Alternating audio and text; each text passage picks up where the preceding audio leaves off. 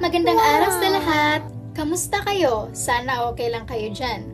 Ako nga pala si Nika at may nakita akong mga tanong sa comment section na parang sakto talaga sa nangyayari ngayon. Sige, sagutin natin. Kasi sa dami ng nangyayari ngayon sa Pilipinas, parang kailangan na talaga natin to. Mataas ang bilihin, maingay ang balita, at minsan kahit gusto mong manahimik, hinahabol ka pa rin ng realidad. Sa kanyang unang tanong ay, anong panitikan para sa iyo at paano mo ipapaliwanag ito sa isang ordinaryong bata o mamamayan?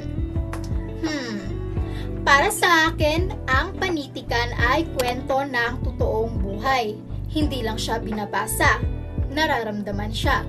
Kung ipapaliwanag ko ito sa bata, sasabihin ko, ang panitikan ay mga kwento, tula, kanta, at dula na nagtuturo sa atin kung paano magmahal, umintindi, at mabuhay bilang tao. Parang salamin siya. Minsan sarili mong makikita mo, minsan ibang tao.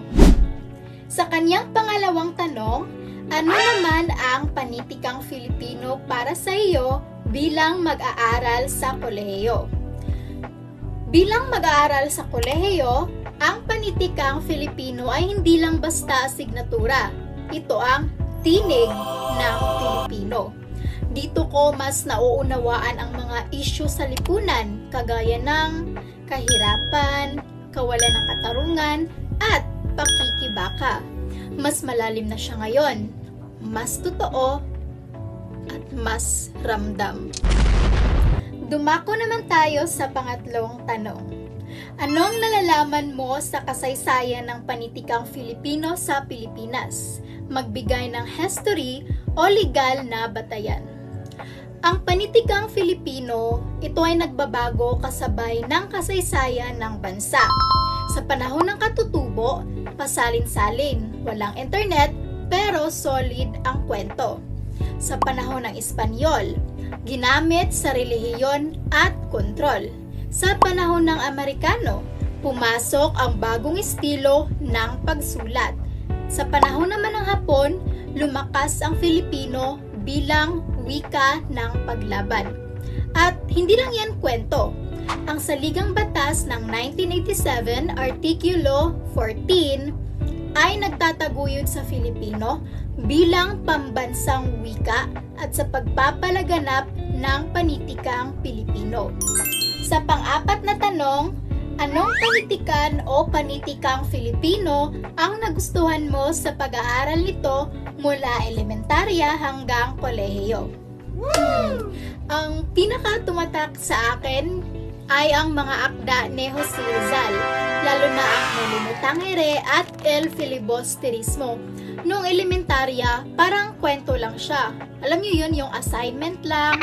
Pero, ngayong kolehiyo na, mapapansin mo na. Parang balita pa rin hanggang ngayon. May abuso, may tahimik, may lumalaban, at may nagbubulag-bulagan. Nakakatawa man o nakakainis isipin, pero parang hindi pa rin tapos ang kwento. Andito na tayo sa pinakahuling tanong. Nakakatulong ba ang panitikan sa pag-unawa ko sa sarili ko at lipunan? Cite an author or reference na makapagpapatunay. Oo, sobra. Nakakatulong ang panitikan para mas makilala ko ang sarili ko at ang lipunang ginagalawan ko. Sabi nga ni Jose Rizal, ang hindi marunong magmahal sa sariling wika ay higit pa sa hayop at malansang isda. At ayon kay Virgilio Almario, ang panitikan ay humuhubog sa kamalayan ng mamamayan at nagiging daan para masuri ang lipunan. Sa madaling salita, tinuturuan tayo ng panitikan na mag-isip, magtanong, at hindi basta manahimik. Sa gitna ng lahat ng nangyayari sa Pilipinas, mahalaga pa rin ang panitikan. Dahil habang may kwento, may alaala. At habang may alaala, may pag-asa. Kaya para sa future self ko at syempre para na rin sa inyo, tandaan natin to ng todo. Bumasa, makinig, at huwag hayaang matulog ang utak mo. Yun lang.